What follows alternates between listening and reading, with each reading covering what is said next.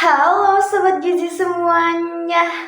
Kembali lagi bersama aku, Diana Hidayah dari Fakultas Kesehatan Masyarakat Universitas Sriwijaya, Program Studi Gizi Angkatan 2024. Pada kesempatan kali ini, aku akan menjelaskan materi tentang apa sih bioteknologi konvensional itu dan kira-kira apa aja ya produk hasil bioteknologi konvensional. Kalian penasaran?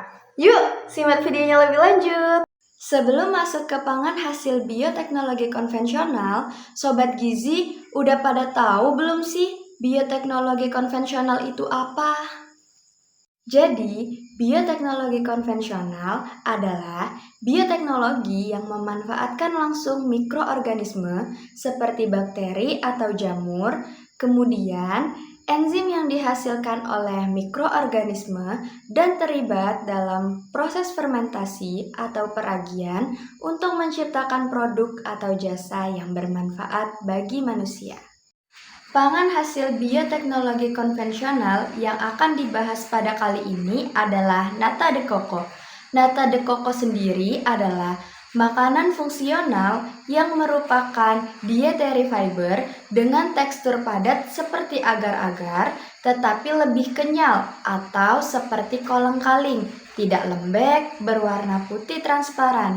Sejenis makanan penyegar atau pencuci mulut dan dapat dicampurkan ke dalam es krim, fruity cocktail, yogurt, dan sebagainya. Nata merupakan hasil fermentasi atau Actobacter pseudomonas dengan substrat yang mengandung gula. Jika substrat yang digunakan adalah air kelapa, maka umumnya dikenal dengan sebagai nata de coco. Produk ini banyak dikenal masyarakat dan memiliki nilai ekonomis yang cukup tinggi. Adapun proses pembuatan nata de coco dimulai dengan air kelapa mentah yang disaring dan dimasukkan ke dalam panci 100 liter, lalu kemudian direbus hingga mendidih. Setelah mendidih, campurkan starter dengan takaran gula sebanyak 1 kg, ZA Food Grade 400 gram, cuka 100 ml, lalu aduk hingga merata.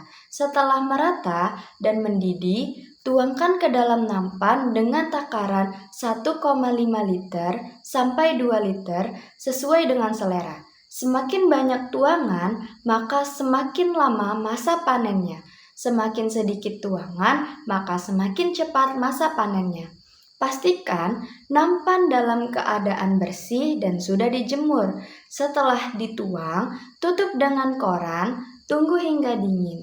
Setelah dingin, masukkan bibit nata ke dalam penampang dengan takaran 1 botol, bisa digunakan 4-5 nampan, tunggu hingga 7 hari.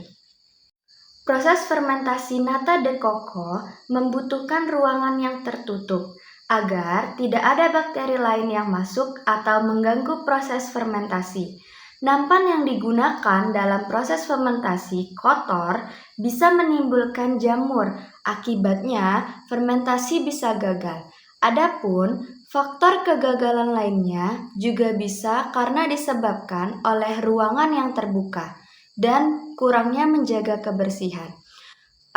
Selanjutnya, proses pemanenan. Proses pemanenan terjadi setelah 7 hari proses fermentasi. Tibalah masa panen nata de coco yang jadi akan berbentuk padat dan berwarna putih serta akan sulit sobek dengan tangan. Selanjutnya ada peran mikrobiologi. Bakteri Acetobacter pseudomonas adalah bakteri yang berperan dalam pembentukan nata pada kombucha air kelapa. Bakteri ini akan mensintesis glukosa menjadi polisakarida atau selulosa berupa serat-serat putih atau yang sering disebut dengan nata. Semakin banyak nutrien yang tersedia, maka semakin banyak pula jalinan-jalinan selulosa yang dihasilkan sebagai produk metabolit sekunder. Jalinan-jalinan selulosa tersebut terus berikatan membentuk ikatan yang kokoh dan kompak. Biomasa nata berasal dari pertumbuhan Acetobacter pseudomonas selama proses fermentasi pada media yang mengandung gula dan asam.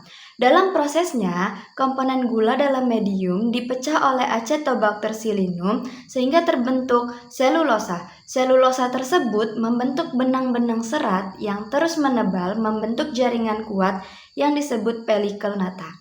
Kadar gula sangat mempengaruhi pembentukan lapisan nata. Berat, ringan, atau tebal tipis lapisan nata yang terbentuk merupakan perlakuan tergantung pada kelengkapan nutrisi. Proses fermentasi pada kombucha, ketika kultur kombucha mengubah glukosa menjadi alkohol dan CO2. Kemudian bereaksi dengan air membentuk asam karbonat. Alkohol akan teroksidasi menjadi asam asetat. Asam glukonat terbentuk dari oksidasi glukosa oleh bakteri dari genus Actobacter. Kultur dalam waktu bersamaan juga akan menghasilkan asam-asam organik lainnya. Bakteri Acetobacter-Psyllium mengubah gula menjadi selulosa yang disebut nata dan melayang di permukaan medium. Jika nutrisi dalam medium telah habis dikonsumsi, kultur akan berhenti tumbuh tetapi tidak mati. Kultur akan aktif kembali jika memperoleh nutrisi kembali. Menurut pertumbuhan bakteri Acetobacter-Psyllium meningkat setelah hari kedua, seiring dengan terbentuknya nata. Kondisi substrat atau medium fermentasi sudah cocok pada pertumbuhan sel-sel bakteri Acetobacter-Psyllium karena dihasilkan metabolit oleh aktivitas yang mengubah sukrosa dengan bantuan enzim interfertase menjadi glukosa dan fruktosa. Bakteri Acetobacter-Psyllium akan mensintesis glukosa menjadi polisakarida atau selulosa berupa serat-serat putih atau sering disebut nata. Berikut adalah jurnal yang membahas tentang pembuatan nata de coco. Hasil jurnal membahas mengenai uji ketebalan nata yang dilakukan dengan menggunakan jangka sorong. Berdasarkan tabel di samping, dapat dilihat bahwa rata-rata ketebalan nata kombucha air kelapa berkisar antara 0,54 cm sampai 1,18 cm, di mana nilai ketebalan nata terendah dihasilkan oleh perlakuan penambahan madu 15%. Sedangkan nilai ketebalan nata tertinggi dihasilkan oleh perlakuan penambahan gula pasir 10%. Kombucha air kelapa yang menggunakan sumber karbon berupa gula pasir menghasilkan nata yang lebih tebal dibandingkan yang menggunakan madu sebagai sumber karbonnya. Hal ini disebabkan karena komposisi gula pasir dan madu yang juga berbeda. Adapun komposisi gula pasir adalah fruktosa dan glukosa dengan persentase masing-masing 50%. Sedangkan madu hutan mengandung glukosa sekitar 36,2 sampai 41,2%, fruktosa sekitar 31,4% sampai 32%, sisanya air dan senyawa lainnya. Gula pasir tentunya memiliki kandungan glukosa yang lebih besar dibandingkan dengan madu. Selanjutnya adalah manfaat nata de coco. Nata de coco merupakan hasil fermentasi air kelapa yang dikenal sebagai cemilan segar dan memiliki berbagai manfaat kesehatan, terutama bila dikonsumsi tanpa tambahan gula berlebih. Kandungan serat pangan yang tinggi membuat nata de coco baik untuk melancarkan pencernaan, mencegah sembelit, serta memberikan rasa kenyang lebih lama sehingga cocok untuk mendukung program diet.